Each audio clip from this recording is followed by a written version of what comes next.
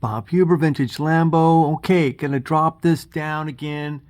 I'm going to put a couple small shims and put her back up and check the angle. All right, so we've got the top bracket off. I'm gonna put a shim here, and I'm hoping that that's gonna do the job. Okay. I'm feeling good about this one. It's taken a while. So I've cleaned, this heavy undercoat stuff off of the frame there. Putting a straight edge right here. I need to measure up to the bottom of that flange. Let's see here.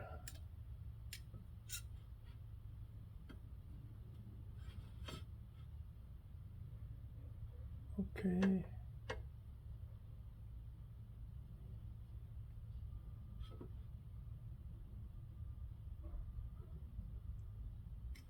All right.